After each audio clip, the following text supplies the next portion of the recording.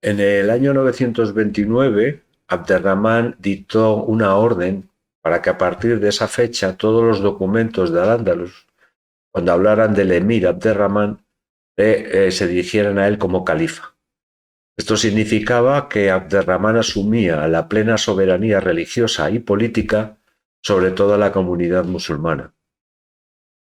Porque ahora, en el año 929 y no en el 912, la versión oficial decía que era por la incapacidad del califato abasí de proteger a la comunidad musulmana de herejías, enemigos internos y externos. Pero la realidad, el motivo principal, fue que el califato fatimí del norte de África suponía una amenaza para el Andalus.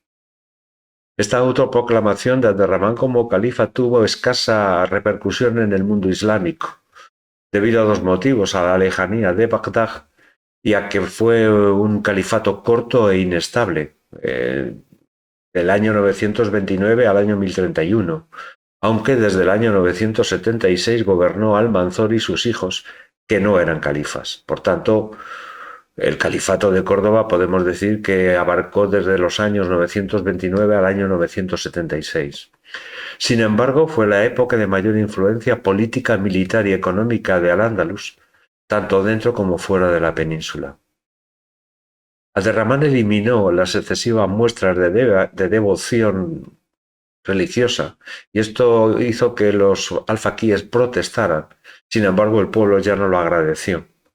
Por otra parte, recuperó la convivencia con cristianos y judíos.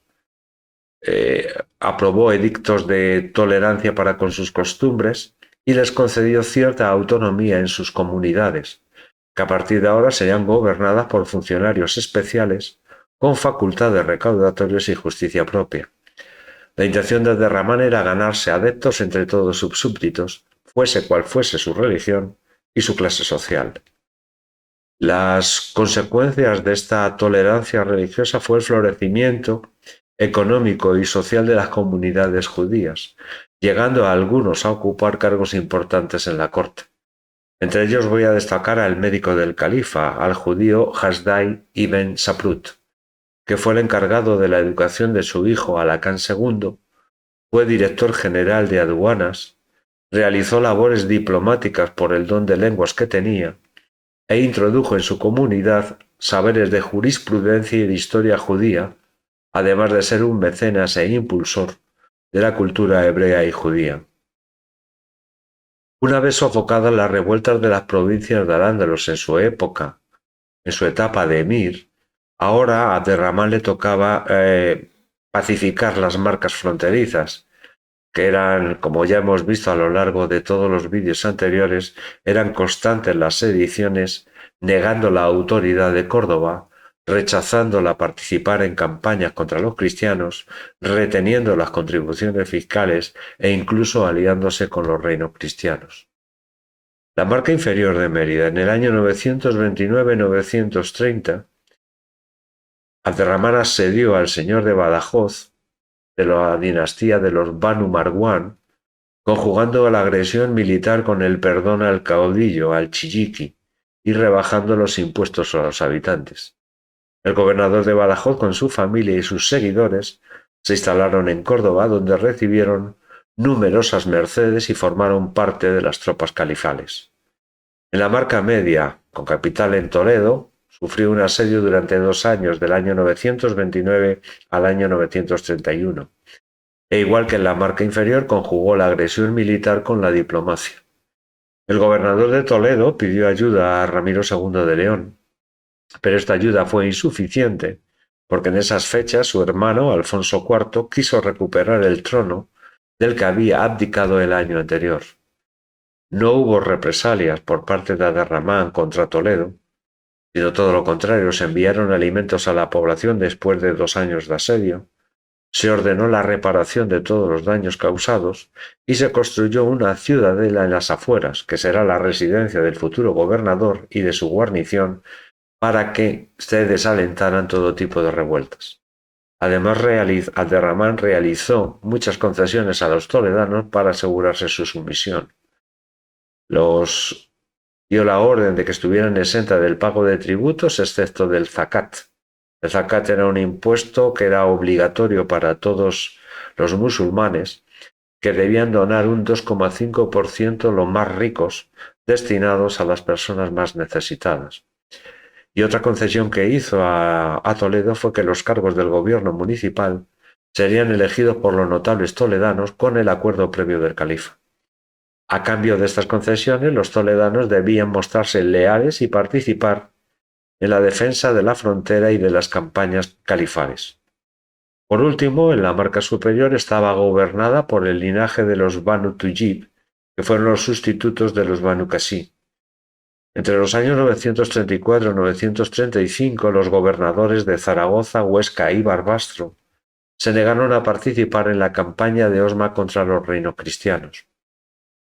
Esta campaña de Osma fue motivada por el matrimonio de Ramiro II y Urraca de Pamplona, que renovaba la alianza entre los reinos cristianos, además de las victorias de Ramiro II, como la toma temporal de Madrid en el año 932, con el apoyo a los rebeldes de Toledo, y la batalla de Osma del 933, donde los señores de la Marca Superior se negaron a colaborar con el califa.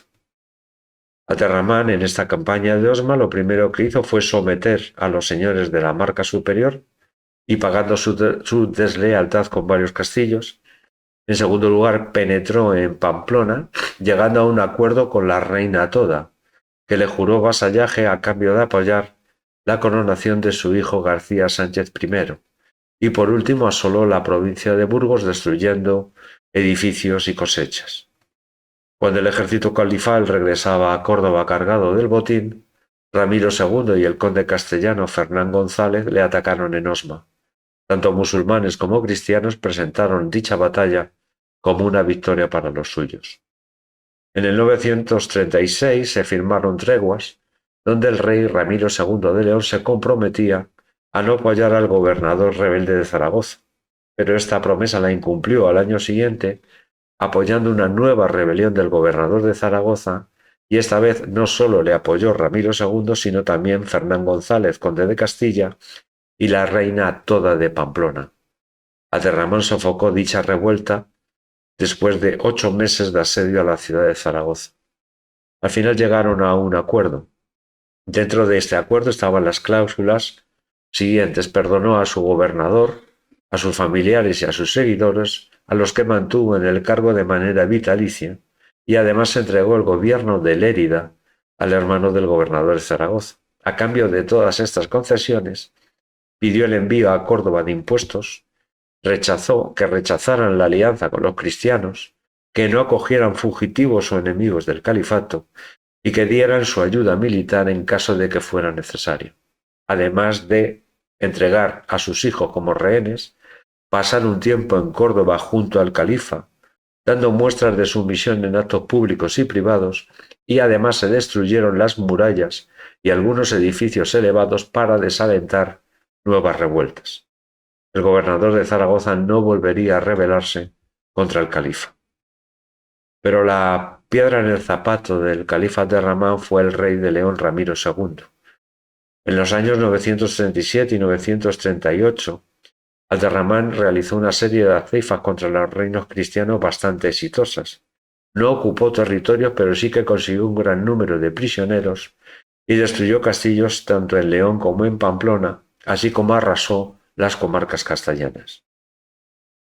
Crecido por estos éxitos, el califa Abderramán se propuso acabar de una vez por todas con el rey Ramiro II y ordenó una expedición formada por un gran ejército, hasta ahora el mayor ejército visto en Al-Ándalus, compuesto por mercenarios del norte de África, voluntarios, nobles y el ejército califal. El 29 de junio del año 939 salió de Córdoba. A los 14 días después se encontraba en Toledo, donde descansó 4 días. Allí tomaron la fortaleza de Coca, el castillo de Íscar y asolaron los campos de Alcaracén. El 2 de agosto, Abderramán atacó el castillo de Portillo y se dirigió a Simancas, donde estaba Ramiro II. El 6 de agosto se inició el ataque, donde el gobernador de Zaragoza fue hecho prisionero estando cautivo en el Reino de León durante 2 años. 3 días después, Abderramán decidió retirarse debido a la falta de recursos para el mantenimiento de este gran ejército que había confeccionado. En su retirada asoló las poblaciones ribereñas del río Duero. En el camino hacia Atienza, donde había grandes barrancos y zarzales difíciles de atravesar, el 21 de agosto fue emboscado en el barranco de Alándega. El ejército califal huyó en desbandada y perseguido por los cristianos, y a punto estuvo el califa Abderramán de caer prisionero por los reinos cristianos. El 27 de agosto el califa llegó a Guadalajara, donde descansó durante 4 días, haciendo su entrada en Córdoba el 14 de septiembre. Las consecuencias de Simancas para Al-Ándalus fueron las siguientes. Abderramán III nunca más participaría en batalla.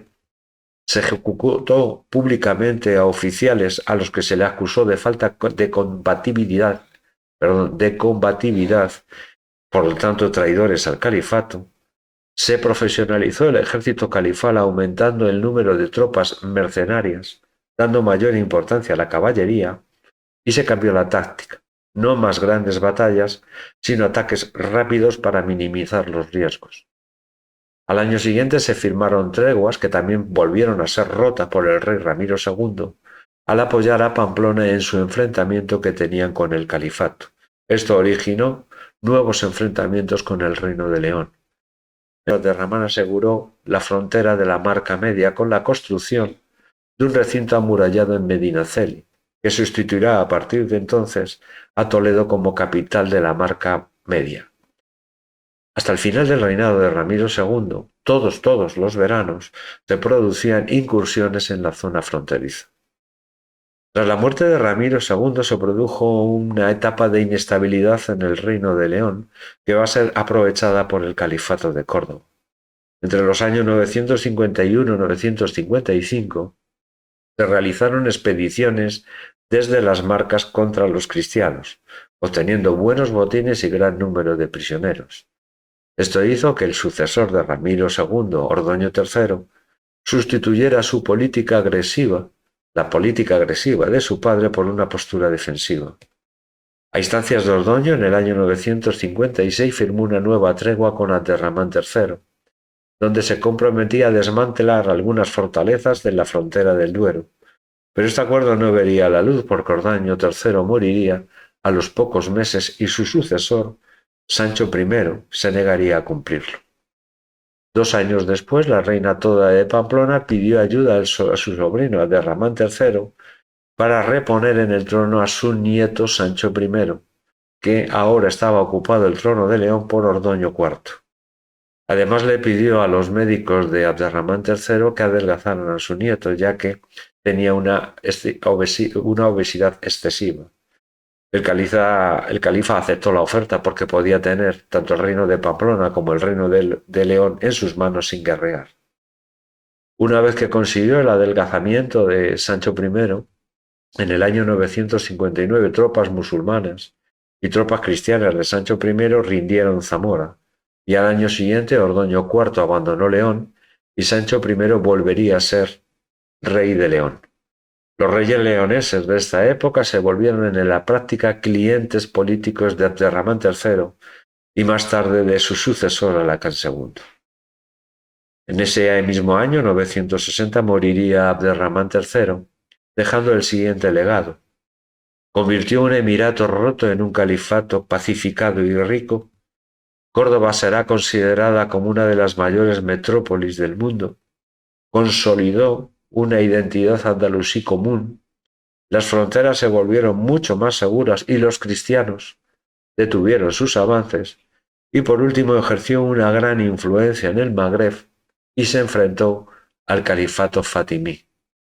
Su sucesor, Alacant II, su hijo, seguirá en la misma línea y viviremos el mayor esplendor de Al-Ándalus en toda la Edad Media.